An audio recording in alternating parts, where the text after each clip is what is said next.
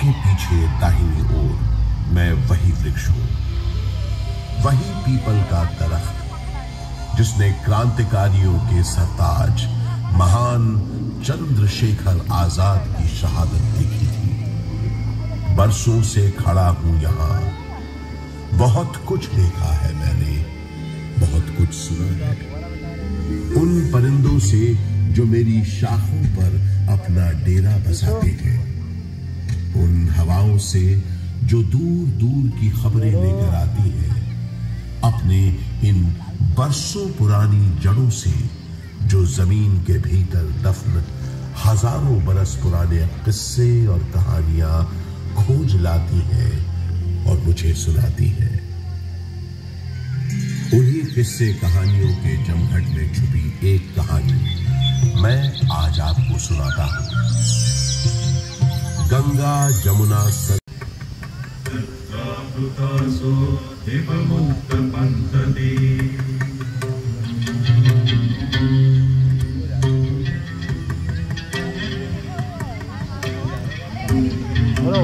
मुझे वो आ रहा है ना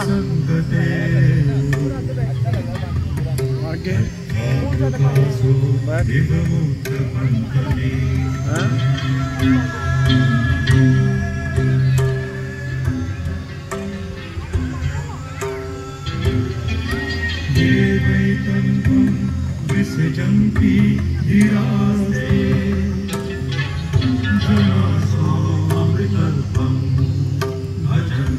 सरस्वती तीर्थ संगम कहा गया है।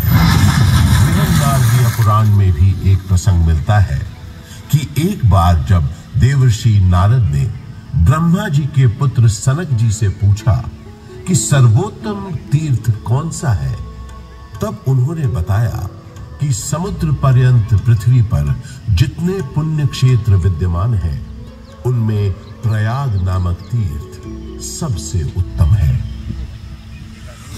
यहां पर ब्रह्मा जी ने स्वयं कई यज्ञ संपन्न किए थे, इसलिए प्रयागराज को तीर्थों का राजा भी कहा जाता है। तो ऐसे पावन तीर्थ पर बसा है हमारा प्रयागराज। ये उन 4 शहरों में से भी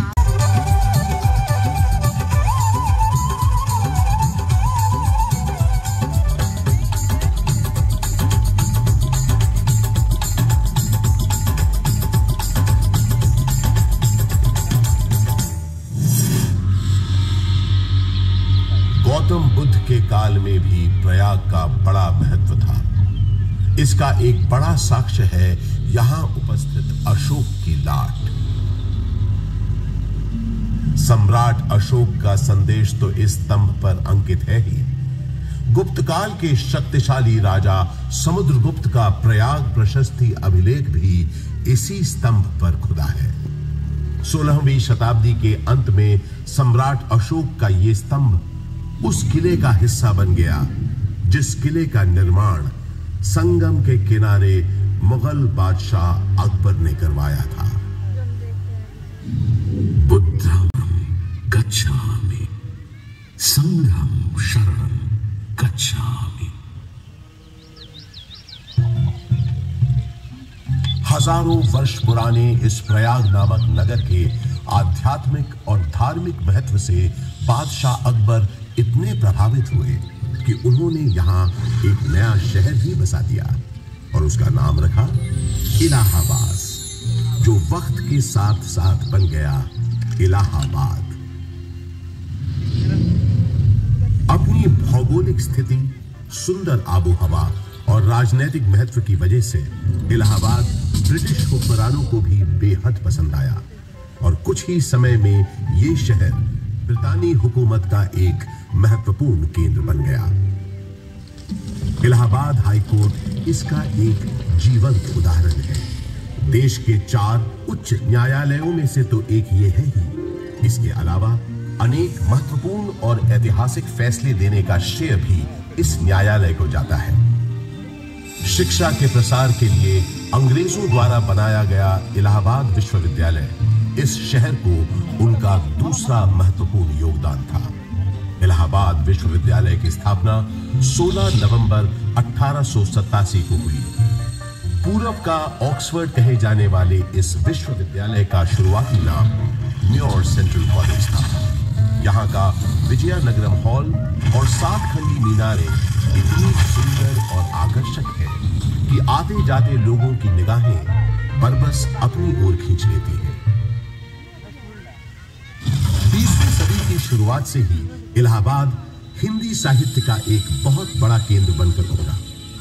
ऐसी ही कुछ प्रसिद्ध शख्सियतों के नाम एकाएक तब याद आते हैं जब इस शहर से जुड़े साहित्यकारों की बात होती है, जैसे हास्य व्यंग के मशहूर शायर अकबर इलाहाबादी साहब, फिराक गोरखपुरी जो उर्दू के जाने माने शायर तो थे ही, अंग्रेजी भाषा के भी प्रकांड पंडित थे, महादेवी वर्मा हिंदी की सशक्त कवयित्री जो आधुनिक मीरा के नाम से भी जानी गई, सुमित्रा नंदन पंत हिंदी साहित्य के छायावादी युग के महत्वपूर्ण स्तंभ, मधुशाला के लेखक और हिंदी साहित्य के पुरोधा कवियों में से एक हरिवंश राय बच्चन और अपने नाम ही के अनुरूप हिंदी भाषा के निराले कवि सूर्यकांत त्रिपाठी निराला, जिनकी ये कविता तो अद्भुत है। देखा मैंने उसे इलाहाबाद के पथ पर, वो तोड़ती पत्थर, चढ़ रही थी धूप गर्मियों के दिन, दिवा का तमतमाता रूप, उठी झुलसाती हुई लू, रुई ज्यों जलती हुई भू, गर्द चिंगी छा गई, प्राय हुई दोपहर, वो तोड़ती पत्थर, देखा मैंने उसे इलाहाबाद के पथ पर, देखा मैंने उसे इलाहाबाद के पथ पर। कला और साहित्य के साथ साथ राजनीति का भी खास गढ़ रहा है प्रयागराज। स्वतंत्रता संग्राम के अनेक शूरवीरों और गणमान्य व्यक्तियों का नाता इस शहर से रहा है, जैसे पंडित मोतीलाल नेहरू, राजश्री पुरुषोत्तम दास टंडन, महामना मदन मोहन मालवीय आदि। स्वतंत्र भारत के पहले प्रधानमंत्री पंडित जवाहरलाल नेहरू का जन्म इसी शहर में हुआ था। उनका घर आनंद भवन स्वाधीनता संग्राम की गतिविधियों का एक बड़ा केंद्र था, जिसकी वजह से प्रयागराज भी आजादी की लड़ाई का एक महत्वपूर्ण हिस्सा बन गया। आजादी की बातें करें तो मुझे याद आता है सन 1857 का स्वाधीनता संग्राम, जिसका गवाह मैं खुद रहा। अनेकों भीषण लड़ाइयां, एक बात तो मुझे लगा था कि बस हमें विदेशी हुकूमत से छुटकारा मिल गया, लेकिन इसे बदकिस्मती कहें कि अंत में बाजी टूट गई। परंतु इन युद्ध की वजह से इलाहाबाद एक दिन के लिए ही सही भारत की राजधानी बना। वो दिन था 1 नवंबर 1858। उस दिन प्रयागराज के मिंटो पार्क में एक शाही दरबार लगा था, जिसमें लॉर्ड कैनिंग ने महारानी विक्टोरिया का महत्वपूर्ण घोषणा पत्र पढ़ा। आज 1 नवंबर 1858 के दिन से हिंदुस्तान में ईस्ट इंडिया कंपनी का राज खत्म होता है। अब से इंडिया में मलिका विक्टोरिया का राज होगा। ब्रिटिश ताज की हुकूमत होगी यहाँ।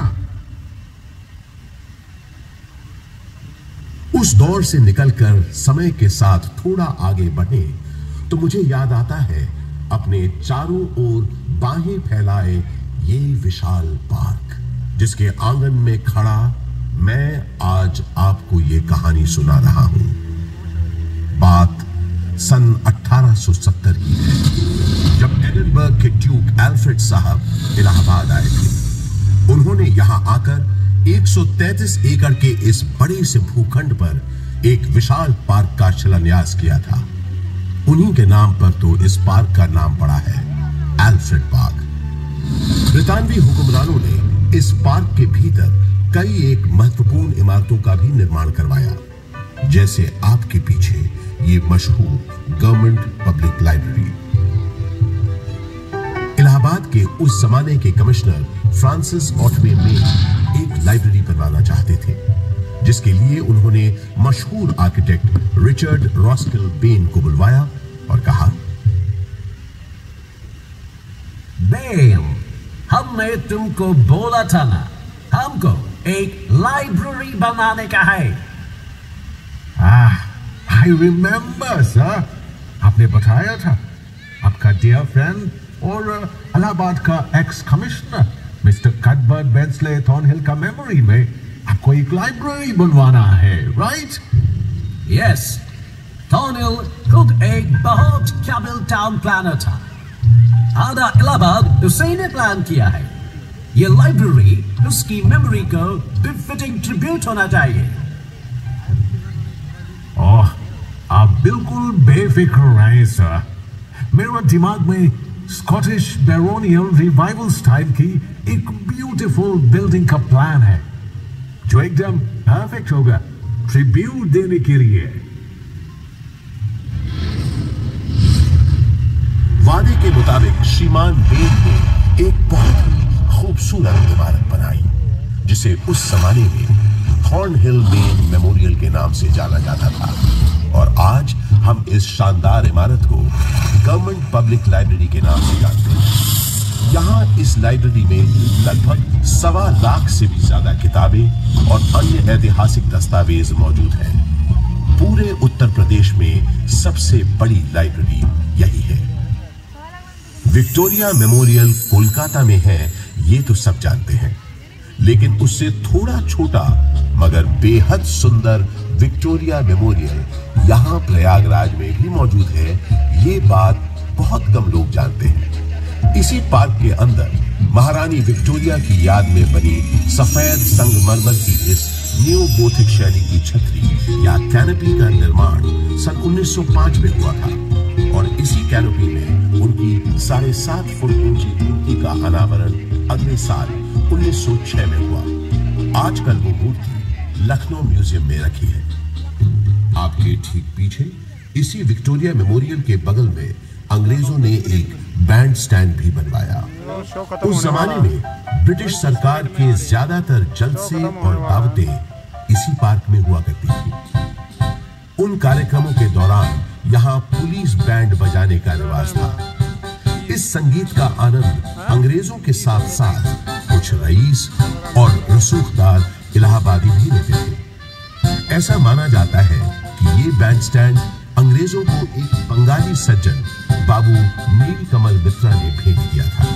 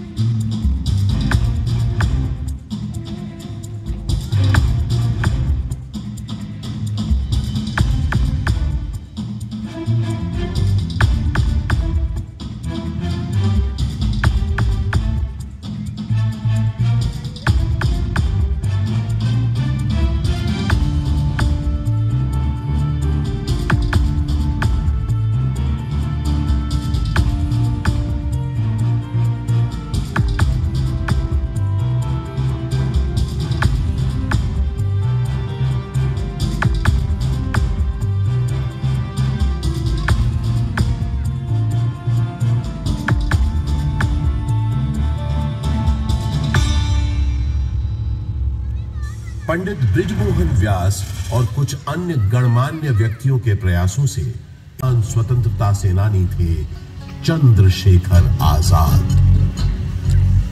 भारत के स्वतंत्रता संग्राम में इनका अभूतपूर्व योगदान रहा है। मशहूर क्रांतिकारी दल हिंदुस्तान रिपब्लिक एसोसिएशन को हिंदुस्तान सोशलिस्ट रिपब्लिक एसोसिएशन के नाम से न सिर्फ उन्होंने पुनर्गठित किया, बल्कि भगत सिंह, राम प्रसाद बिस्मिल, अशफाक उल्लाह खान जैसे अनेक क्रांतिकारियों को उसमें शामिल भी किया। सन 1931 में चंद्रशेखर आजाद एक खुफिया और बेहद महत्वपूर्ण काम के लिए इलाहाबाद आए और 27 फरवरी के दिन उन्होंने अपनी पार्टी के एक सदस्य सुखदेव राज से इसी एल्फ्रेड पार्क में गुप्त मीटिंग की योजना बनाई। किसी भेदिए ने यह सूचना British police officer mister Nott Power को दे दी। Hello, CID in charge Nott Power this side. DSP Thakur Vishweshwar Singh से बात कराओ, अर्जेंट मैटर है। सलाम साहब, DSP सिंह बोलता हूँ। सिंह, 30 आर्म सिपाही लेकर एल्फ्रेड पार्क के पास मिलो फौरन। आपका मतलब कंपनी बाग? यस, कंपनी बाग। क्वेश्चंस पूछ के टाइम मत वेस्ट करो, जल्दी करो। इस गद्दारी से बेखबर आजाद कंपनी बाग पहुंच चुके थे और पार्क में छुपे हुए थे। सुखदेव राज भी इलाहाबाद में अपने छुपने के ठिकाने से निकलकर उनसे मिलने तयशुदा जगह पर पहुंच गए। आजाद कहीं दिख नहीं रहे थे। सुखदेव ने उन्हें ढूंढना शुरू किया और आखिर वो दोनों मिल गए। गुरुजी, गुरुजी, गुरुजी। सुखदेव, किसी ने तुम्हारा पीछा तो नहीं किया? आप निश्चिंत रहें गुरुजी, मैंने यहां आते वक्त पूरी सावधानी बरती है। शाबाश सुखदेव, शाबाश। मैंने तुम्हें यहां बहुत जरूरी मंत्रणा के लिए बुलाया है। जी बताइए।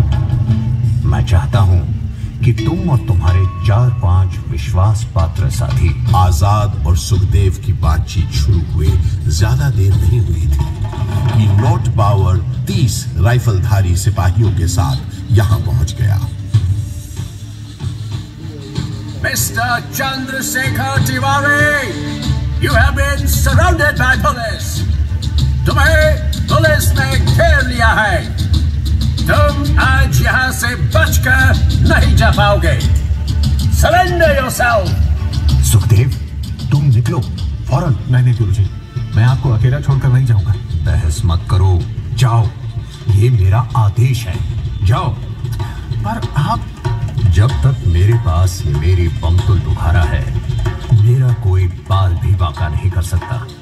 अब जल्दी जाओ यहां से, और जब तक मेरा अगला संदेश न मिले तब तक चौकन्ने रहना, संभल कर रहना। सुखदेव, अब जाओ यहां से, तब तक मैं इनको रोकता हूं। पल भर में नॉट पावर ने आजाद पर गोलियां बरसानी शुरू कर दी। आजाद यहीं बगल में जामुन के पेड़ के पीछे छुपे पुलिस का मुकाबला कर रहे थे। जख्मी होने के बावजूद उस दिन उनकी गोलियों से नॉट पावर और DSP सिंह दोनों घायल। आजाद के पास गिनती की गोलियां थी, जबकि पुलिस के पास न गोलियों की कमी थी न बंदूकों की। फिर भी आजाद उनसे अपने पास बची आखिरी गोली तक लोहा लेते रहे। आजाद ने प्रण लिया था कि वो हमेशा आजाद रहेंगे। उन्होंने अपना प्रण निभाया और वो हमेशा आजाद ही रहे। उन्होंने अपने पास बची आखिरी गोली से अपने प्राण न्योछावर कर अपनी प्यारी मातृभूमि के लिए आत्म बलिदान दे दिया। स्वतंत्र भारत का सपना अपने दिल में लिए वो शहीद तो हो गए, लेकिन हिम्मत और बहादुरी की मिसाल चंद्रशेखर आजाद हमारे दिलों में हमेशा के लिए अमर हो गए।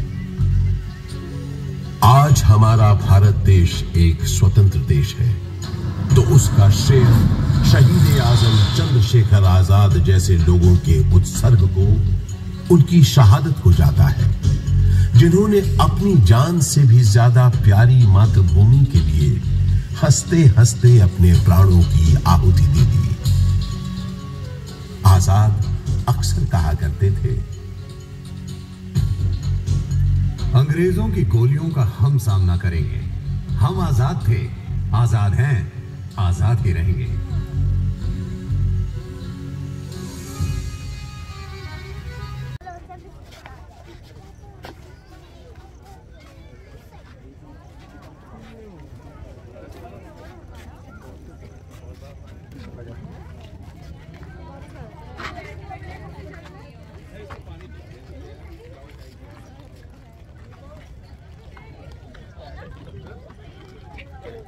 लाइट भी जला सकते हैं उसकी, लाइट भी जलती है भाई।